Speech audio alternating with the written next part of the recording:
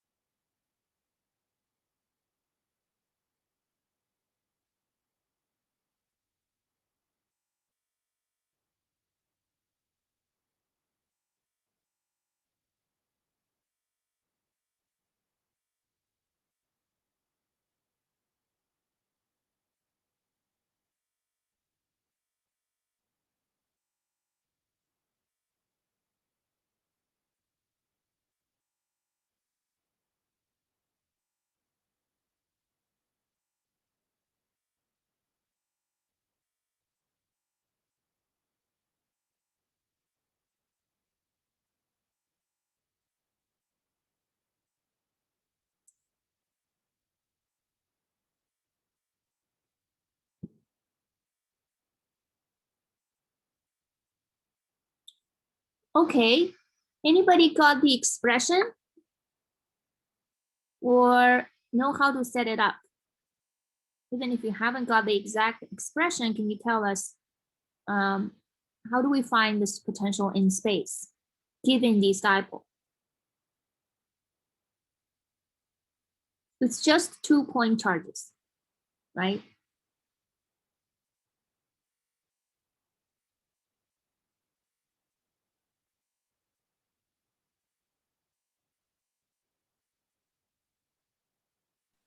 It should just be the sum of their voltages. Yes, thank you, Liam. It would just be the sum of each of them, the potential for due to a positive Q and a negative Q. You use the superposition. Excellent. Thank you. So the potential in space is a potential due to the positive Q and the potential due to the negative Q at that location. And the positive Q, we know for a point charge is simply just KQ over script R's, right? So the script R is from your source to your point of interest is this one. And that's the positive charge, right? And the charge, this is going to be 1 over 4 pi epsilon naught. Charge Q over the magnitude of the separation distance. Likewise, this is going to be 1 over 4 pi epsilon naught negative Q over the separation distance for the negative charge, and the negative charge is from your source to your point of interest, which is here. Okay. All right. So what is this R, script R for the positive charge? The distance between here and here.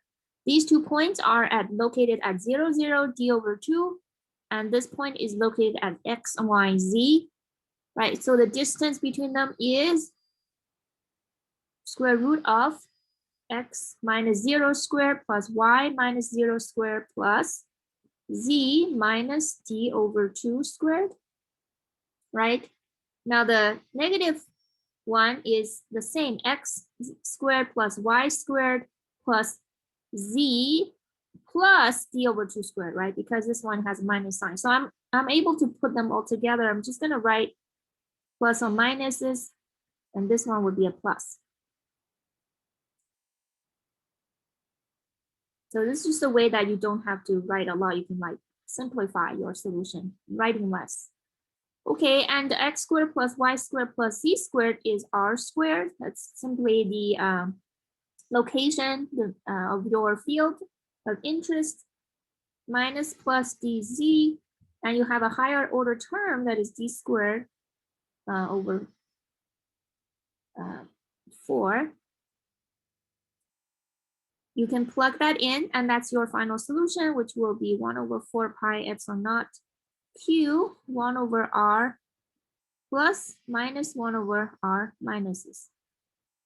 Okay, so and again, we wanted to get an approximation at d is much less than r. So where you are evaluating your source is at a distance that's much larger than the separation between these 2 dipoles.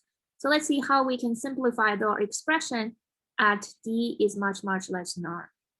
So I've told you that whenever this showing up and you try to do an approximation, you wanted to manipulate whatever expression you have so that a small, very small number showing up, right? So here d is less than r, so d over r must be a very small quantity. So we wanted to make that to show up in your expression. It looks like we have to expand the 1 over r. So how do we make that to show up? R is equal to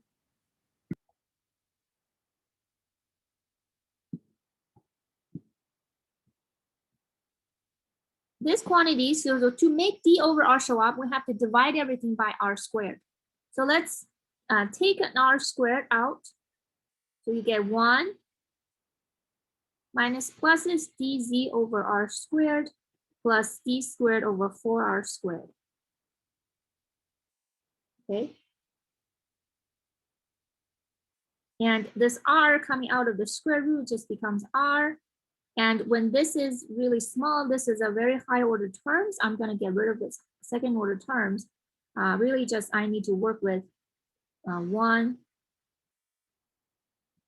this. And I'm using, this is to the power of 1/2, right? So maybe I'll write that more explicitly. And then using the approximation for 1/2, when you do your polynomials, you really take the first order is just going to be r 1 minus pluses 1/2 dz over r squared. So here I used 1 plus x to the power of n. Expand is 1 plus nx, and so on and so on. So I use that. Okay. So 1/2 becomes the n. It's coming out of in the front of here. Okay. But this r is in the denominator. So I have expanded r, but it's still in the denominator. I still have to treat it. And I continue to use, so 1 over r plus minus 1 over r negative. This is the term I'm trying to now expand. And this is 1 over r.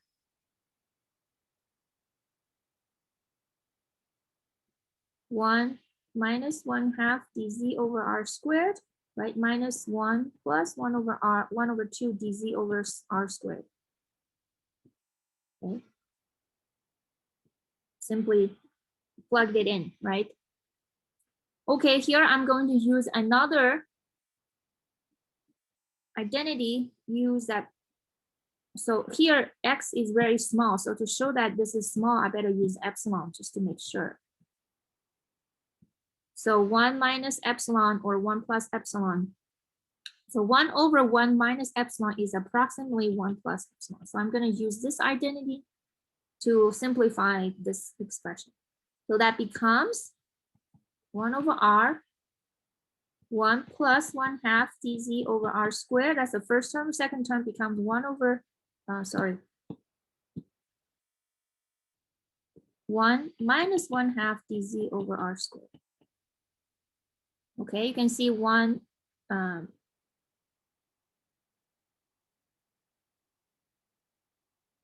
minus 1, this 1 goes away, and I need this term to remain. So it's going to be r cubed dz. Okay, all right, so that is here, and I plug it back and found my potential V at d is much less than r is approximately q dz over 4 pi epsilon naught r cubed. Okay, so this is the expression I got for a dipole at a place where your distance is far away, compared with the separation between the dipoles. All right, so before we can continue to go any further, I want to introduce a new physics quantity that is called the dipole moment. And how is it defined? The dipole moment is defined to be the sum of the position of all the charges multiplied by the charge. Okay, so which means if you have one charge, you say charge 1 times R1 plus charge 2 times R2. If you have 2 charges, you simply just do a vector addition and add them up like this. So let's see what this dipole moment will be for this particular charge distribution that I'm showing you.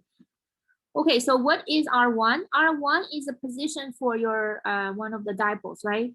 This is at 0, 0, d over 2.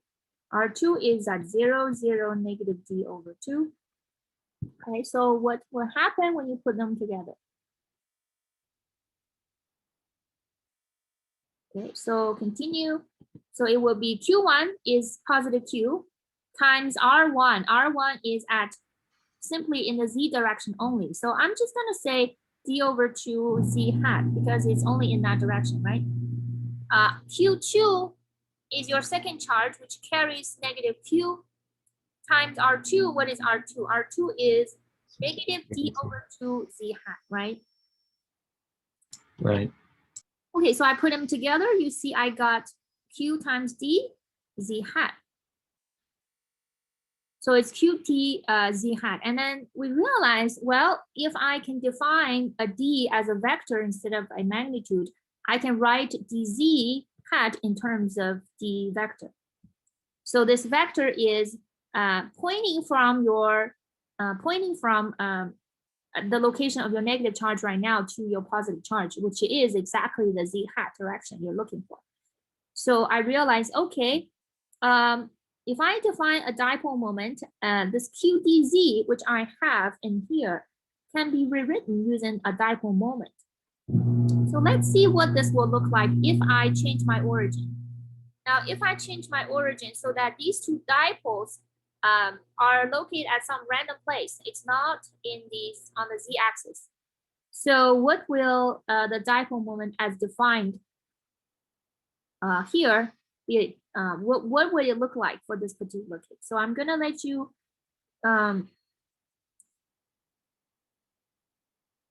take it 1 minute, not too long to discuss in your breakout rooms, and then we'll come back. We'll vote, okay? So you can take a screenshot of this picture before you go.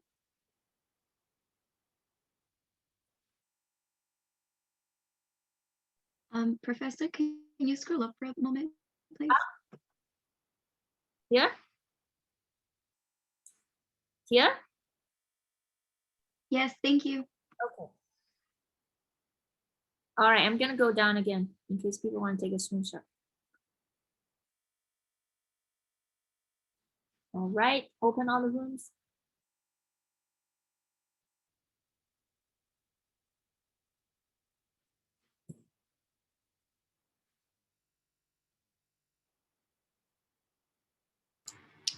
Dr. Ryan, the R that we're using in the in this case is the distance from the origin to that charge, correct? Yes. Okay.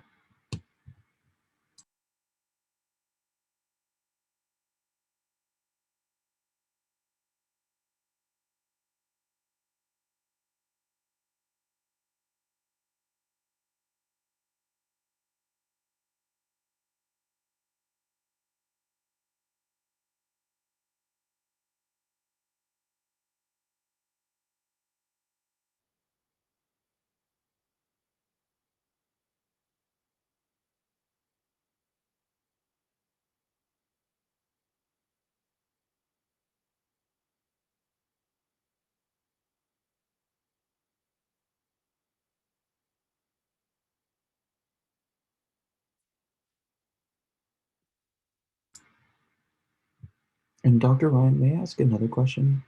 Go ahead.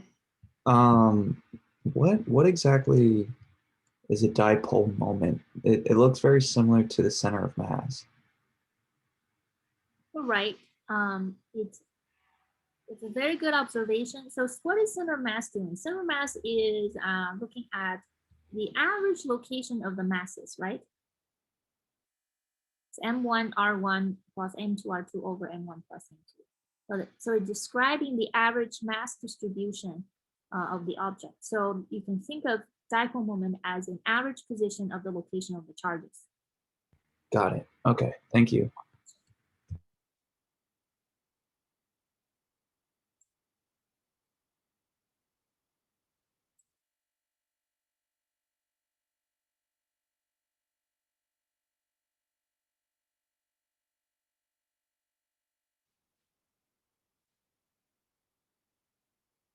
So then we can treat the dipole moment similarly to how we treat the center of mass, in the sense that instead of, for a rigid body, or in this case for a bunch of charges, instead of trying to figure out what the voltage would be due to all these individual charges, we would figure out what the voltage would be due to this dipole moment. Yes, we could. Okay, got it. Very good point.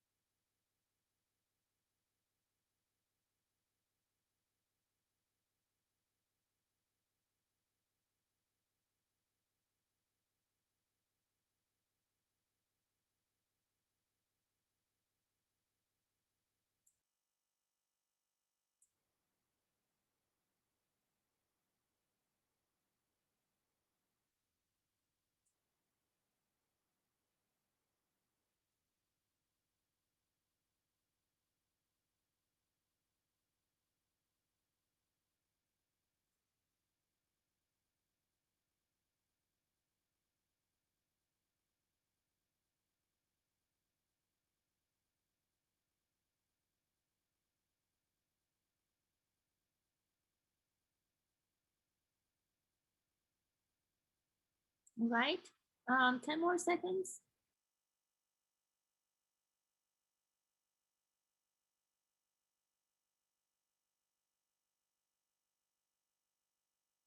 Okay, any last minute vote?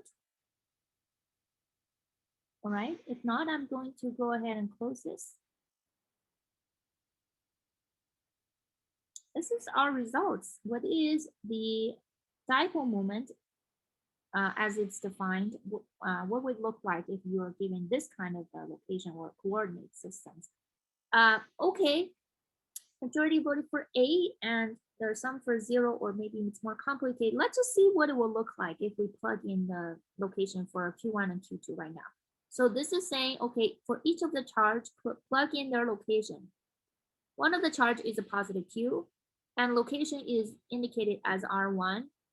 Another charge is negative Q, so right, plus the negative Q. This location of the second charge is at R2. So you're getting Q R1 minus R2. So what is R1 minus R2? Is there another quantity that can describe R1 minus R2? That will be dd, right? Because if you use a head to tail method, R2 is connected with D head to tail. So R2 plus D is R1, which means R1 minus R2 must be D. You realize that even if you change your location of your origin, the dipole moment is exactly the same. Even R1 or R2 are different now. The dipole moment is still pointing from negative charge to the positive charge. Okay, so think about this. We will get back to this later, maybe next class. Is this looks like the dipole moment is independent of your choice of your coordinates.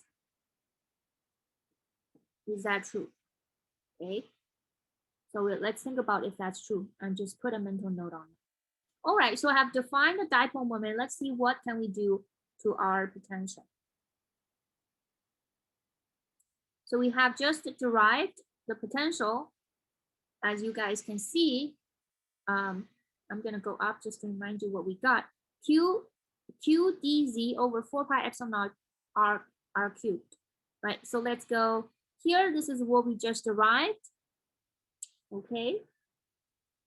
Now, which of the following is correct if we want to now use the dipole moment to represent potential? So dipole moment is q d vector. Okay, so how can you incorporate this p into your expression for v? I'm gonna go ahead and let you vote on it. And noticing that you can probably just look at, okay, dimension-wise, which one looks correct, you can probably figure it out without having to derive it from the beginning. So I'm gonna go ahead and launch the poll.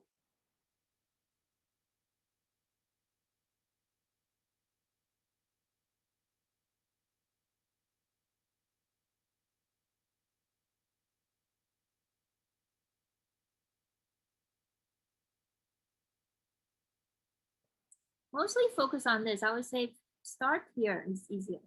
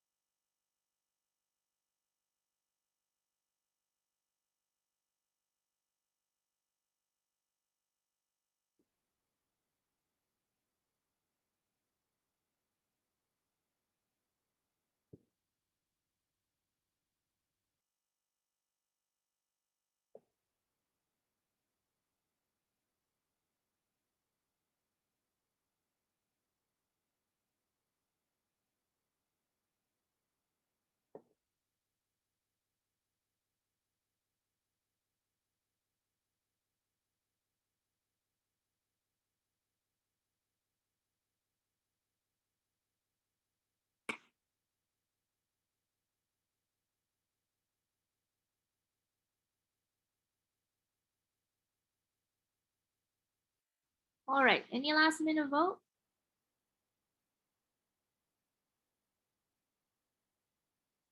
Okay, let's go ahead and take a look at this together.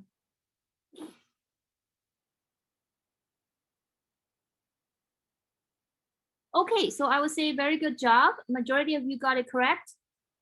It is indeed choice A. You can probably tell this by simply looking at, we want a distance. Now, if you have QD here, which is P, right? But you want is a distance Z over R squared, and you should get a 1 over meter squared.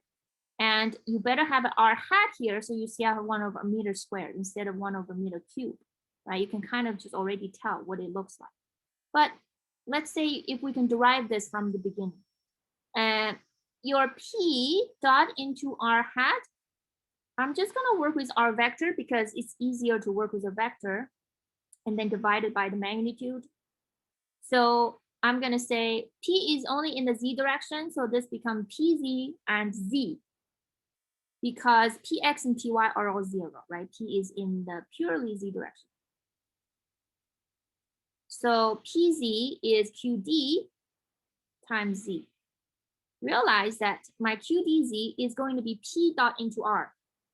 Okay, so my potential is going to be T dot into R over R cubed, and R vector over R is going to be R hat, right? So which is 1 over 4 pi epsilon naught T dot into R hat over R squared. So it's going to be A. That's your answer. So you can see that once we have defined a dipole moment, we found our potential. Instead of looking at individual charges, we simply use a dipole moment. We can write out the potential right away. Okay, so now let's look at how would this look like if we are doing it using a spherical coordinates. It's now going to be complicated. So if we wanted to move on to spherical, let's look at this. Where what does Q P dot R become? So this is your P. In this particular case, this is your P. And this is your R hat. And they have an angle between them, which is theta. So the dot product P dot R becomes P magnitude R hat magnitude cosine theta. And R magnitude is 1. It's a unit vector. It becomes QD cosine theta. So that's why you have this expression also right here is also equal to QD cosine theta, right? So the potential can be rewritten using P dot R hat over 4 pi epsilon naught R squared. In the spherical coordinates, right, this is become P cosine theta 4 pi epsilon naught R squared. Okay. So this is your potential. But once we got potential, what do we do to get electric field? So you want to find your E. You can take your derivative. ER is going to be dV dr. So let's do this together. So let's take the derivative with respect to R. You'll have, so this is on the denominator. So you have a 2P cosine theta over 4 pi epsilon naught R cubed. Okay, so that's E theta, ER, and E theta is 1 over R dV d theta. Okay, so this is taking the gradient in spherical. So how do I know, how do I take its gradient in spherical? It's in your textbook. Check the flyleaf of your textbook, you know. Okay, so E theta is 1 over R dV d theta, and okay, it's just a cosine theta, right? That's easy. I can take the derivative. It's going to P sine theta 4 pi epsilon naught R. Now it's R cubed because you got a 1 over R right here. Okay, so I've got these and look good because it's 1 over R cubed on both of these little ER and E theta. They look consistent. So how do you find your E total? E is going to be P over 4 pi epsilon naught r cubed. I'm gonna put everything together. This is my r hat. This is my theta hat. Right, so it's going to be 2 cosine theta r hat plus sine theta of theta hat. So this is my E. Okay, so this is the expression we got right here. I just derived this. So can we sketch this field? Now this looks very complicated. One might wonder, is there a way to even get a sketch without having to go to Mathematica and plot it? So I'll give you a minute to pause, think about it, and see if you can draw kind of a sketch. And you probably already know what E field should look like for a dipole, right? So see if you were given such a mathematical expression, can you find your E? Can you draw your E? I will pause for 1 minute.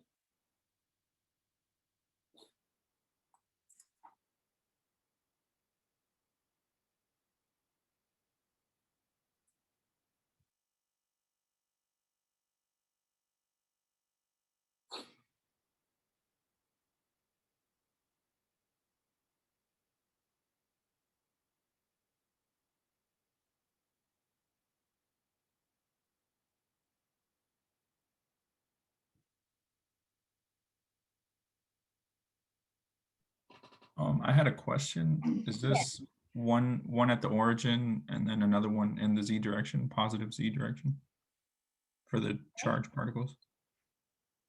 Yes, what's the question? Oh, I was just asking if, so there's one at the origin and then one above it in the z direction, right?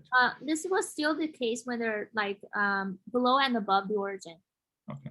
Yeah. Okay. So.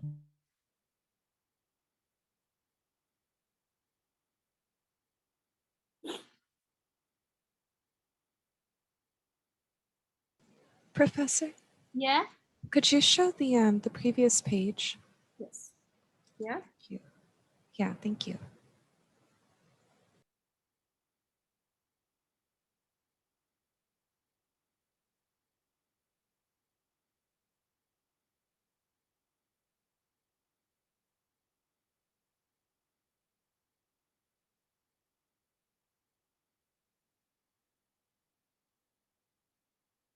All right. So has anyone tried to do the sketch? We talk about the approach that we can use to find the sketch. I know you know what a dipole field looks like, right? But given this, how do we draw it?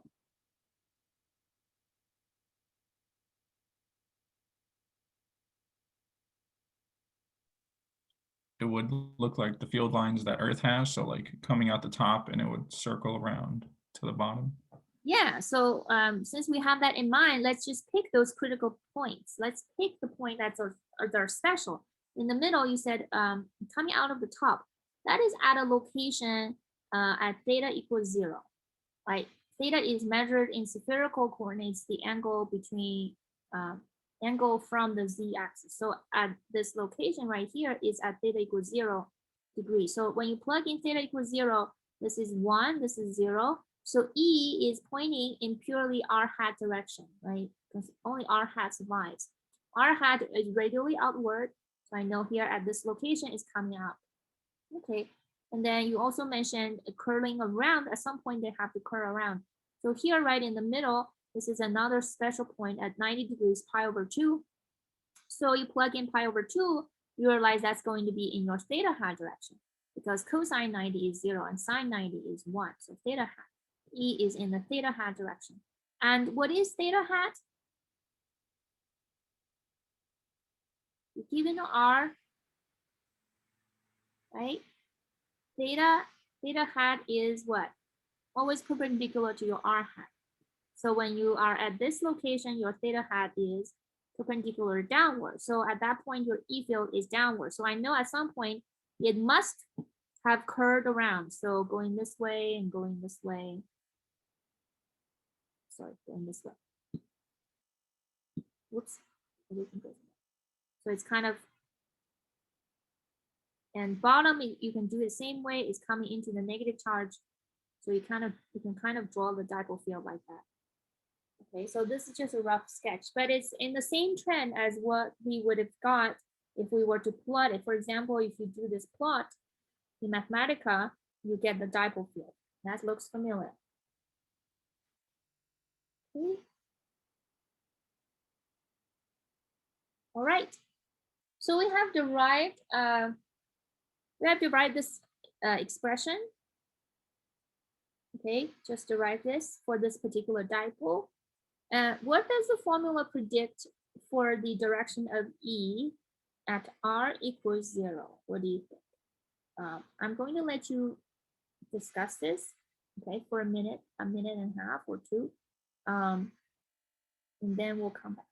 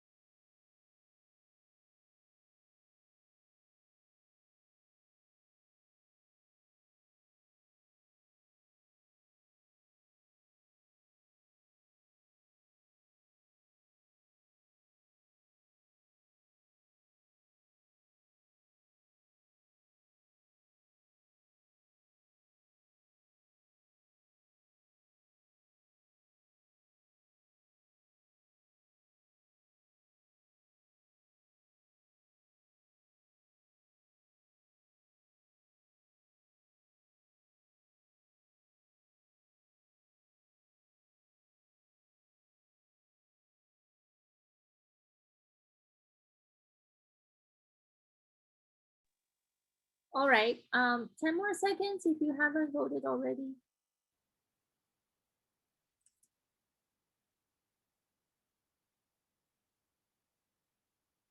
All right, I'm gonna go ahead and close this. Let's look at the results. So seems like there are two trends. One is pointing down, oh, pointing up. Okay, so the majority of the answer is the formula doesn't apply. So I want to ask those of you who voted for D as why the formula doesn't apply for that location. So I was arguing that this is the same paradox that we get with the divergence theorem, in the sense if we try to find the electric field or even the divergence at the origin, we're gonna get something that's undefined. So we'll need Dirac delta functions in order to examine it closer. Okay, so for the point charge, if the point charge happens to also locate at the origin, obviously you cannot go to the origin, but you can still go somewhere else where you do have a direction. In this case, yes, I would say the E field for an actual dipole that looks like this is not ill-defined at the origin because my two charges are not at the origin, right? So you can see your E is pointing from positive to negative. But how come that this particular expression cannot tell us that information? Do you still remember when we were deriving this E field and the potential? We took an approximation. What is the approximation we took? We said that it was at a distance much greater away from the origin. Yes, so we actually got this derivation with the hypothesis you're at far, far away. So here, if you're going here right in the middle, you're not at the correct approximation. Obviously, your results should not apply. So it doesn't apply. Now that means the reason we go to far, far away is we are in real life, what we have is just the physical dipoles. But if we go to far, far away, the physical dipole looks like a pure dipole. And what I mean by a pure or an ideal dipole is that for a pure ideal dipole, that D is really small, but the dipole moment is a finite number. Okay. But in real life, all you have is physical dipoles. Now, physical dipoles always consists of two monopoles, a positive charge and a negative charge. And the distance between them is not zero. So when you go far, far away, your distance looks really small and they look like a pure dipole. So let me change my share because I want to show you. So this is a little animation to show you how it looks right now as a pure dipole because you simply just have a dipole moment pointing up, right? You don't see 2-point charges, but you can kind of see a little animation. In real life, what we see is a positive charge and a negative charge separated by a distance. And the field from far away can be represented using a dipole moment P, which is the one that we just derived from far away. So going back to where we were. So we have derived this formula for a dipole, and then we can calculate the field and potential and so on and so on.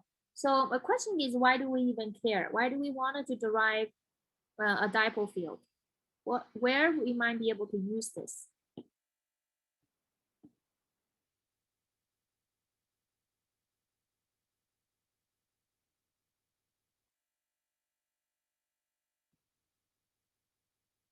Where do dipoles come from? Or where would you see them? Magnets. Yeah, magnets are dipoles in the sense that you don't have magnetic monopoles. Here, I'm going to specify where do electric dipoles come from. Or where might you be able to use it even, right? Hydrogen atom, as Corey said. Excellent. So let's think about the hydrogen atom, which has two hydrogen atoms and one oxygen. So you have something looks like this here. And how is this a dipole? How can we use a dipole model for this?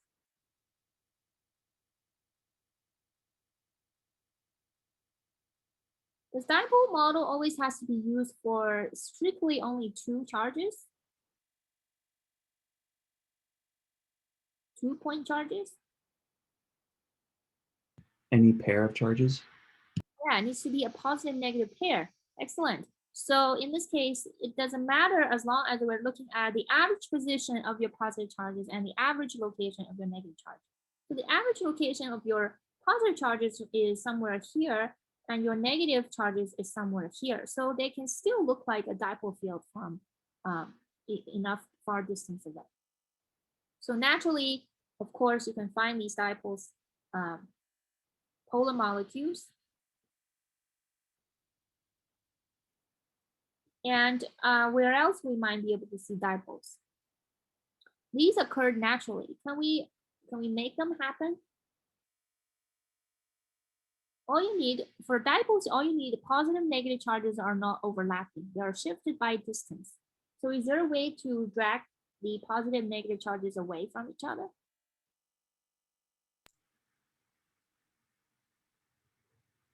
By introducing, actually, I'm unsure. So how do you drag positive to one direction, negative to the other direction? To the other direction? Corey said a capacitor.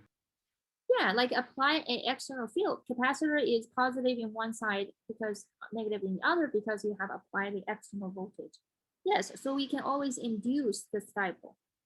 It can naturally occur or it can be induced. So for example, if you put neutral objects in external fields, it's going to induce the positive negative to two ends and they look like a dipole. It can be modeled by a dipole.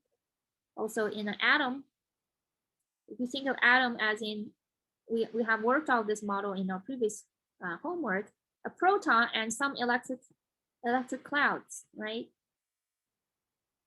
It turned out the electric charges, it's not just one point. You can think of them as a sort of a cloud of negative charges. So when you apply them in the external field, you're going to shift the positive charge and the average position of your negative charges. So they're not one point, but overall, it looks like it's a dipole field where positive and negative are shifted, which you can later on model as a dipole field. So there are applications for this. And when we get to chapter 4, we will talk about the polarization in linear materials.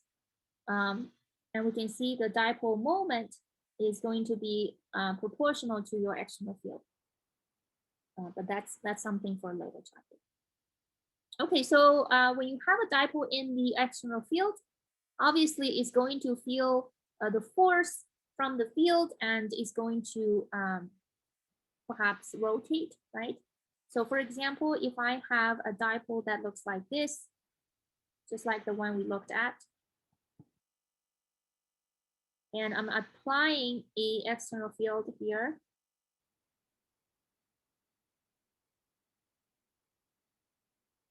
so you can see that the force is acting on the positive charge is this kind of force, right? Along the Q times E. The negative charge is going to be in the next negative direction. So these forces are equal and opposite. So net force is 0. But what about the torque? You do have a net torque. So this dipole is going to rotate. It's going to feel this torque. Now the torque can be calculated sum of all the R cross F as we learned in our previous class. So if we look at the torque about the origin, where we can rotate. Okay, so each one of them is going to be R is D over 2 times your force is QE, right? And the cross product, you have a sine theta between them. And since this torque are the same magnitude, so you have two of them. So double it. So you get, what do you get? You get QDE external sine theta, and QD is your dipole moment P. So it's P cross E, a cross product between your dipole moment and your E field. And let's do a right-hand rule to do your P cross E. So do the right-hand rule and tell me in which direction your torque is going to be pointing at. Which direction?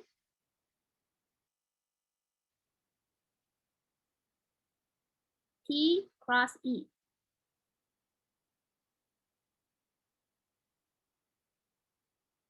P is this way. Sorry, it's hard to show this in the camera. P cross E. I'm getting my thumb pointing into the page. Right? I'm getting a torque that's pointing into the page. And that is corresponding to a what kind of rotation? Clockwise, counterclockwise?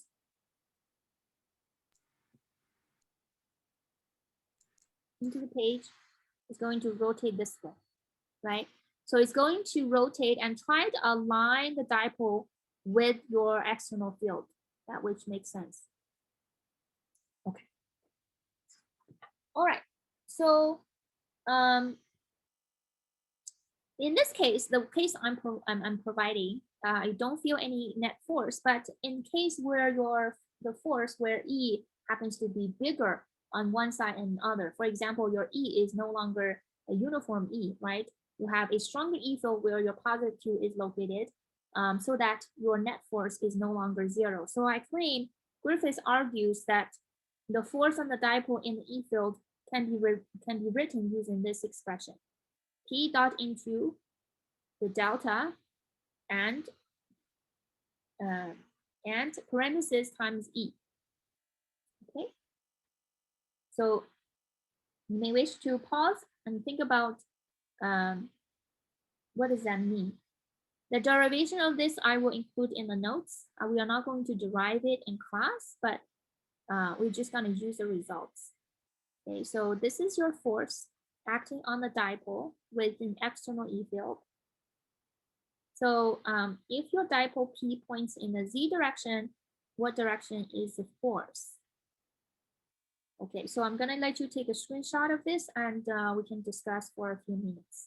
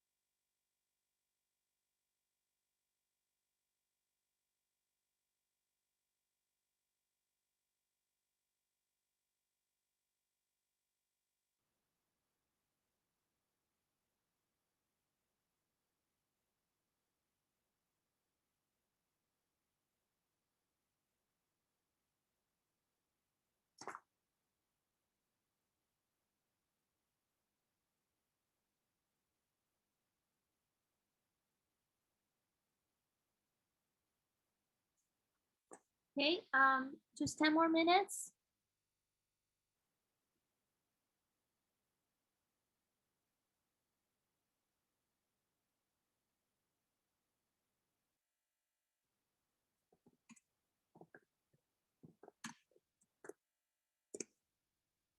All right, let's close this and take a look.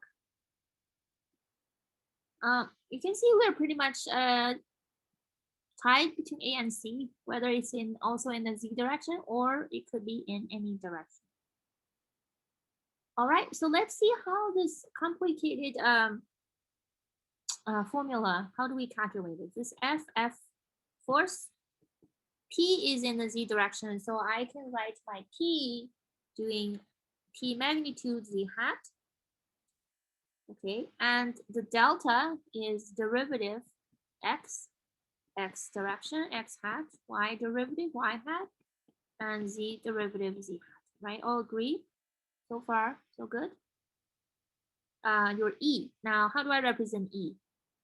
Does it tell us which direction the E is pointing at? It doesn't, right? It's a random E, so I should write EX, X hat, EY, Y hat, and EZ, Z hat. Okay, so I'm simply just kind of working it out to see what does this formula look like. So obviously, if P is in the Z direction, it's going to pick out the Z from the delta, right? So you got P times dz, Z hat goes away. So right, this two should become a scalar and multiply by the E, and E is still, you know, a random E, could be in any direction. So we can see that your final direction for your force could have an X component, could have a Y, and could have Z, right? It could have two of them or could have only one component, which means it really could point in any direction. Without giving further information about your E, now we don't really know what F is going to be, right? It's going to be, could be in any direction, which makes sense because you're just telling me you give me this dipole and then you're gonna throw it into an E field. And what direction is a force? Obviously my force is going to depend on what kind of E field you provide. So it could be in any direction. All right, so what if it's not random? Now let's look at another question. It's not as random. What if I did tell you that the force is in some direction? I tell you the force is now in the X direction. Can you say something about E? What do you know about the E field? Again, you can take a screenshot of this and then we discuss. The page I just showed you is gone, but it's okay. You can try to derive that yourself again to see what can you say about your E right now.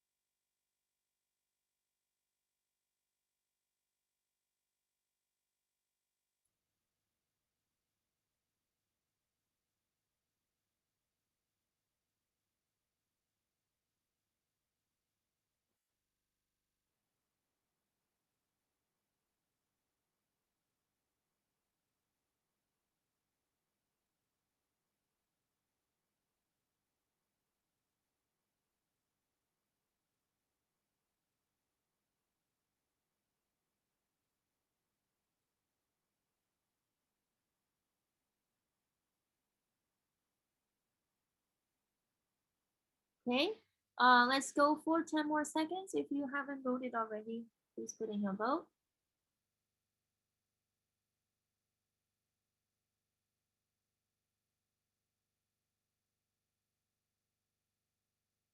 Okay, any last minute vote? Okay, all right, I'm gonna stop this and let's take a look.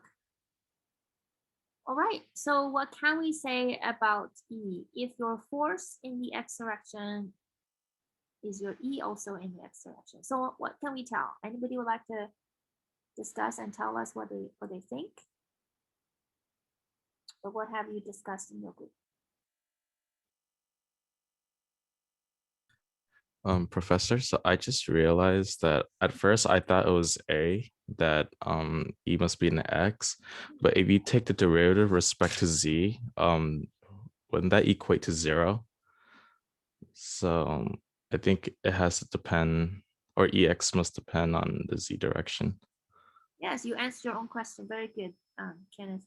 So if you can see, this is what I inherited from previously, right? P is only in the Z direction, so this become a scalar, and only ddz survives, right? So it's P ddz operating on all these terms, and it could have all these components. When I say component, meaning that it's in what direction, but component and dependence are two different concepts. So if your force is only in x direction, then you know that dx dz must not be 0, right? For that to be not 0, your ex component has to depend on z, right? X component meaning that E pointing in that direction. Okay, so E is in the x direction, right? Pointing in that direction. But depend on E meaning as your z changes, that vector changes. It could be as you go higher, this field becomes bigger and bigger. So that has a z dependence, right? So that's possible. So it's not 0, which means your ex must depend on z. That at least that you can say. So E is correct, the correct answer. Very good. Excellent. So having done this, realizing we are now using our dipole as simply a source. Now we have two different sources. So we have a monopole source, which is just a point charge.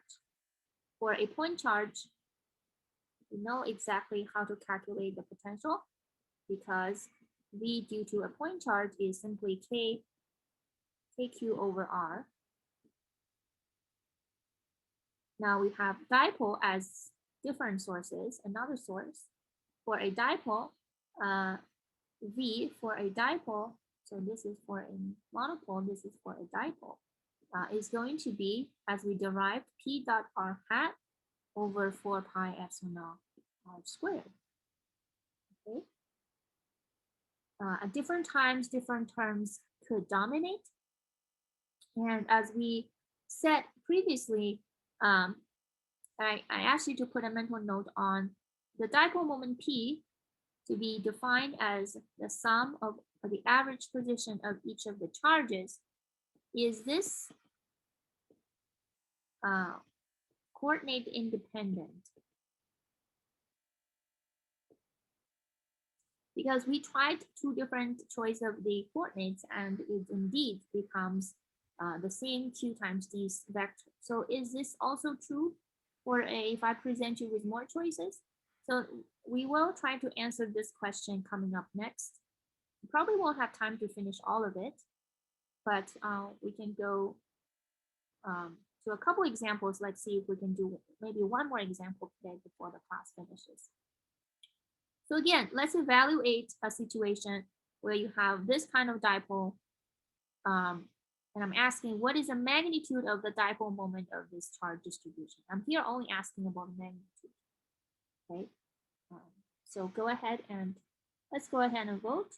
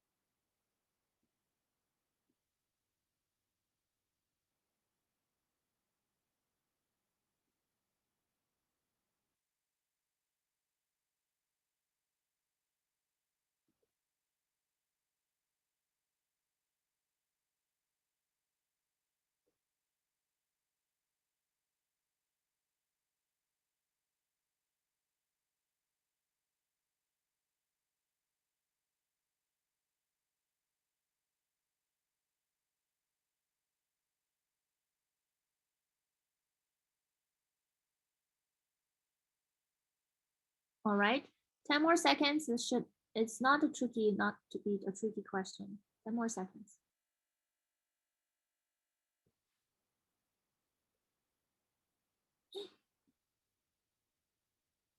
All right, I'm gonna go ahead and close it and let's take a look.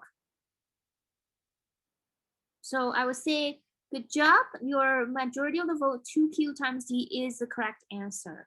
That is the magnitude of the dipole moment. Okay, so one might say, well, without the coordinates, how do you know what to put r? Well, you could put it somewhere. Let's say you can put it here as 0 and here is at d, and you'll get 2qd.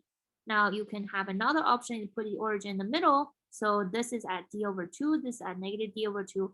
And using this expression, you'll get 2qd as well. So it looks like so far, I'm still coordinate independent, right? I still get 2qd. So that is the correct answer.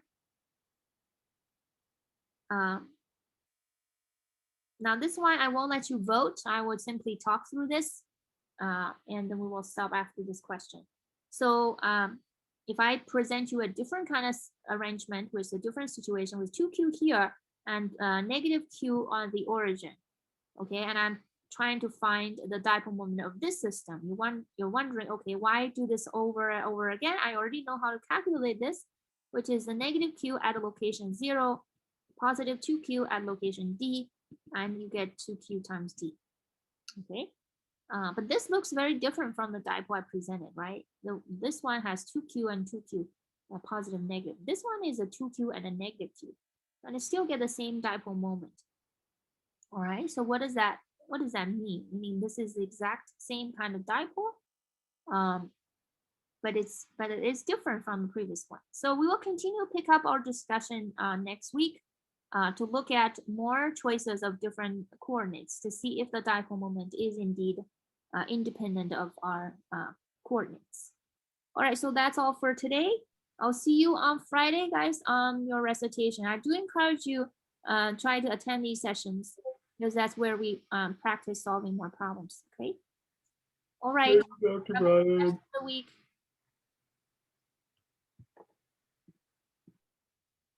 Thank you, Dr. Ron. Thank you. Bye. Thank you. Have a nice day, Miss. Thank you. You too.